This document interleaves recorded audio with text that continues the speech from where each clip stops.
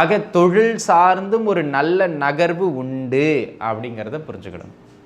ஆக இந்த ஆணி மாதத்தை பொறுத்த மட்டிலும் ஒரு அற்புதமான ஏற்றம் உத்தியோகத்திலும் உண்டு, தொழில் சார்ந்தும் உண்டு. ஆக இரண்டிலும் முதல் முக்கியமான விஷயம் வருமானத்தை ஈட்டுறதை காட்டிலும் நல்ல பேர் எடுக்கிறது, நல்ல ஸ்டாண்டர்ட் ஆகிறது.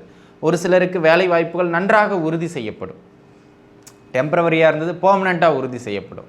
தூரத்தில் இருந்தது பக்கத்தில் டிரான்ஸ்ஃபர் கிடைக்கும். அந்த மாதிரி தொழில் உத்தியோகம் சார்ந்து நல்ல மேன்மைகள் நடைபெறுகின்ற ஒரு மாதம் இது.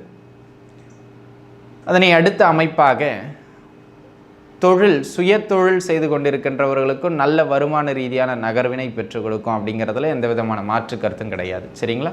அதே போல் அன்பு நண்பர்களே, சுப நிகழ்வுகள் வயதாயிருச்சு, இன்னும் கல்யாணம் நடைபெறலை, அப்படி இப்படின்னு இருந்தவங்களுக்கு ஓம் நம சிவாய தென்னாடுடைய சிவனையை போற்றி எந்நாட்டவர்க்கும் இறைவா போற்றி எம் தொலைக்காட்சி நேயர்கள் அனைவருக்கும் ஜோதிடர் யோகி ஜெயப்பிரகாஷின் அன்பான வணக்கங்கள்.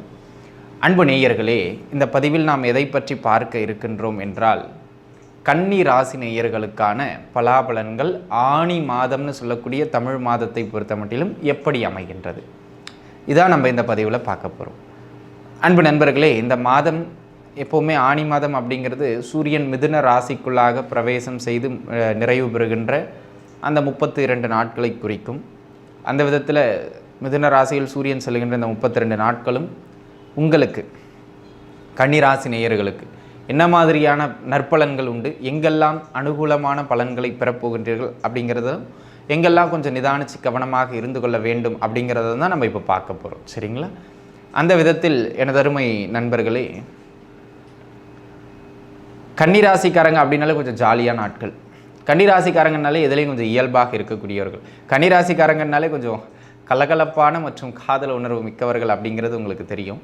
அந்த விதத்தில் உத்திர நட்சத்திரம் 2, 3, 4ஆம் பாதம் மற்றும் அஸ்த நட்சத்திரம் மற்றும் சித்திரை நட்சத்திரத்தினுடைய முதல் 2 பாதம், இதில் பிறந்த அனைவருமே கன்னி ராசிக்குள்ளாக தான் வருவீர்கள். அந்த விதத்தில் கன்னி ராசி நண்பர்களுக்கு இந்த ஆணி மாதம் எங்கெல்லாம் ஏற்றம் அப்படிங்கிறத முதல்ல பார்த்துருவோம். முதல் அமைப்பாக உத்தியோகத்தில் நல்ல மேன்மை உண்டு. உத்தியோகத்தில் நல்ல மேன்மை உண்டுங்க. இந்த மாதம் பிடித்த இடத்திற்கு உத்தியோகத்தில் டிரான்ஸ்ஃபர் கிடைக்கிறது, அல்லது உத்தியோகத்தில் நல்ல மேன்மையான முறையில் சிலருக்கு பாராட்டுதல்களோ கௌரவ அந்தஸ்துகளோ கிடைக்கிறது, அல்லது நல்ல ஒரு உயர் பொறுப்புகள் கிடைக்கிறது. இந்த மாதிரியான ஒரு ஆகச்சிறந்த மாதமாக அமைகிறது. அதேபோல் உத்தியோக அமைப்புகளை பொறுத்த மட்டிலும் ஒரு சிலருக்கு நல்ல அந்தஸ்துகளோடு கூடிய சம்பள உயர்வு கிடைக்கும், ஒரு சிலருக்கு டிரான்ஸ்ஃபர் கிடைக்கும். இந்த மாதிரி நான் உத்தியோகம் சார்ந்து நல்ல மாற்றங்களையும் ஏற்றங்களையும் பெறுகின்ற காலம் இந்த மாதம், ஆணி மாதம். அதனை அடுத்ததாக தொழில் செய்கின்ற அமைப்புகளில் தொழிலில் நல்ல பேர் எடுப்பீங்க, நல்ல பேர் எடுக்கக்கூடிய ஒரு காலகட்டமாக அமையப்பெறுகின்றது. ஆக தொழில் சார்ந்தும் ஒரு நல்ல நகர்வு உண்டு அப்படிங்கிறத புரிஞ்சுக்கணும். ஆக இந்த ஆணி மாதத்தை பொறுத்த மட்டிலும் ஒரு அற்புதமான ஏற்றம் உத்தியோகத்திலும் உண்டு, தொழில் சார்ந்தும் உண்டு. ஆக இரண்டிலும் முதல் முக்கியமான விஷயம் வருமானத்தை ஈட்டுறதை காட்டிலும் நல்ல பேர் எடுக்கிறது, நல்ல ஸ்டாண்டர்ட் ஆகிறது. ஒரு சிலருக்கு வேலை வாய்ப்புகள் நன்றாக உறுதி செய்யப்படும். டெம்பரவரியாக இருந்தது பெர்மனண்ட்டாக உறுதி செய்யப்படும். தூரத்தில் இருந்தது பக்கத்தில் டிரான்ஸ்ஃபர் கிடைக்கும். அந்த மாதிரி தொழில் உத்தியோகம் சார்ந்து நல்ல மேன்மைகள் நடைபெறுகின்ற ஒரு மாதம் இது. அதனை அடுத்த அமைப்பாக தொழில் சுய தொழில் செய்து கொண்டிருக்கின்றவர்களுக்கும் நல்ல வருமான ரீதியான நகர்வினை பெற்றுக் கொடுக்கும். அப்படிங்கிறதுல எந்த விதமான மாற்று கருத்தும் கிடையாது. சரிங்களா? அதே போல் அன்பு நண்பர்களே, சுப நிகழ்வுகள் வயதாயிருச்சு, இன்னும் கல்யாணம் நடைபெறலை, அப்படி இப்படின்னு இருந்தவங்களுக்கு திருமண அமைப்புகள் கைகூடி வருகின்ற அற்புதமான காலகட்டம். தாராளமாக நீங்கள் முயற்சிக்கலாம். மன வாழ்க்கைக்கான அமைப்புலாம் நல்ல பலமாக இருக்கீங்க. நீங்கள் நல்லா புரிஞ்சுக்கிட வேண்டியது என்னென்னா, இது ஒரு கோச்சாரம், பொது பலன் 15% இதுக்குன்னு ஒரு பலம் உண்டு. அதன் அடிப்படையில் அதுக்கான ப்ராசஸ் இது தொடங்கிடும். ஜாதக தசாபுக்திலேயே அந்த அமைப்பு இருந்தால் தான் அது நிறைவு பெறும் நல்லபடியாக. சரிங்களா? ப்ராசஸ் தொடங்குறதுக்கான அமைப்பு இது சிறப்பான அமைப்பு. ஆக தாராளமாக நீங்கள் முயற்சி எடுக்கலாம். திருமணத்திற்கான அமைப்புகள் கைகூடி வருகின்ற அற்புதமான அமைப்பு பொது அமைப்பின் அடிப்படையில் இப்போ உண்டு இந்த மாதம். இது ஒரு விஷயம். அதனை அடுத்ததாக புத்திரபாக்கியம் சார்ந்தும் நல்ல ஒரு ஏற்றத்தை பெறுகின்ற மாதமாகவே இது அமையப்பெறுகின்றது. அப்படிங்கிறதுல நீங்கள் பார்த்துருந்துவிடணும். ஆக சுப நிகழ்வுகள் மிகச்சிறப்பானதாக அமையும். புத்திரபாக்கியம் நல்ல முறையில் கிடைக்கும். சரிங்களா? உயர்கல்வி உயர்கல்வியில் நல்ல ஏற்றத்தை பெற்று கொடுக்குற மாதம் நண்பர்களே. குறிப்பாக பிடிச்ச படிப்பை தேர்ந்தெடுத்து படிக்கிறது, அல்லது ஏற்கனவே இருக்கின்ற உயர்கல்வியில் நல்ல மேன்மை பெற்று விளங்குகின்றது அப்படின்னு ஒரு அடுத்த அமைப்புகளை நோக்கி பயணப்படுகின்ற ஒரு நல்ல காலகட்டமாகவே. அதனால் இந்த மாதம் எப்படி இருந்தாலும் நன்றாகவே அமையும் உயர்கல்வியில். இது ஒரு அமைப்பு. அதனை அடுத்ததாக ஒரு சிலருக்கு பார்த்திங்கன்னா ஊரில் இருக்கக்கூடிய முக்கிய பொது விஷயங்களில் பங்கு பெறுறது, முக்கிய பொது விஷயங்களில் முன்னின்று செயல்படுறது. திடீர்னு ஒரு ஊர் திருவிழா நடக்கும், ஆனால் நீங்கள் தான் தலைமை தாங்கி நடத்தி வைக்கணும். திடீர்னு ஒரு பள்ளிக்கூடத்தில் ஒரு பொது காரியம் பண்ணும், ஆனால் நீங்கள் கொஞ்சம் முன்னே நின்று பண்ணி கொடுங்க. ஒரு கோயில் கட்டுறாங்க, ஆனால் நீங்கள் தர்மகர்த்தாவாக இருந்து இல்லை ஒரு ட்ரஸ்டியாக இருந்து ஏதாவது பண்ணி கொடுங்க, நன்கொடை கொடுங்க. இந்த மாதிரியான ஊர் பொது விஷயங்களுக்கு அல்லது ஒரு பொதுமக்களுக்கு இதேனும் செய்து நற்பலன்களை பெறுவீர்கள். அதாவது நல்ல பேர் கிடைக்கும் ஒரு சில கன்னிராசி அன்பர்களுக்கு இந்த காலகட்டத்தில். அது ஒரு புறம் இருக்க, நற்குணங்கள் மேலோங்கி நல்ல பெயர் பெறுவீங்க. நிறைய பேர்கிட்ட நீங்கள் நல்லவர், வல்லவர், தங்கமான மனிதர் அப்படிங்கிற மாதிரியான நல்ல பெயர்களுக்கு உரியவர்களாக நீங்கள் மாறுகின்ற காலகட்டமாக இந்த காலகட்டம் அமைகின்றது அப்படிங்கிறத நீங்கள் புரிஞ்சுக்கிடணும். சரிங்களா? இது ஒரு அமைப்பு. அதனை அடுத்த அமைப்பாக அன்பு நண்பர்களே, அதனை அடுத்த அமைப்பாக இந்த காலகட்டம் தொழில், பொருளாதாரம் இவற்றை சார்ந்து ஓரளவுக்கு நல்ல மேன்மையை தருகின்றது. உயர்கல்வி இதெல்லாம் சார்ந்து நல்ல மேன்மையை தருகின்றது. பொது விஷயங்களையும் ஏற்றத்தை தருகின்றது. தகப்பனார் வழியிலிருந்தும் நன்மையை செய்யும். தகப்பனாரோட ஆதரவு கிடைக்காம இருந்தவங்களுக்கு தகப்பனாரோட ஆதரவு கிடைக்கும். தகப்பனாருக்கு ஏதாவது உடம்பு முடியாமல் இருந்தது அல்லது தகப்பனாரோட கருத்து வேறுபாடு இருந்ததுன்னா அதெல்லாம் சரியாகி தகப்பனார் வழியிலிருந்து நமக்கு ரூட் கிளியர் ஆகிற ஒரு அற்புதமான காலகட்டம் இது.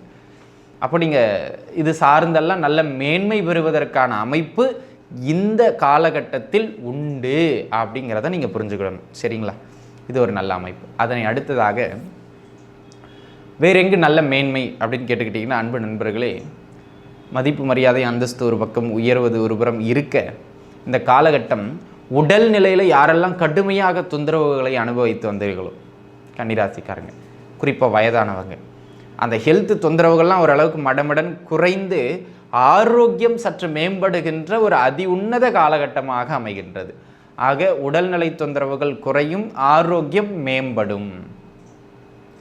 கடன் தொந்தரவுகள் ஓரளவு குறையும்.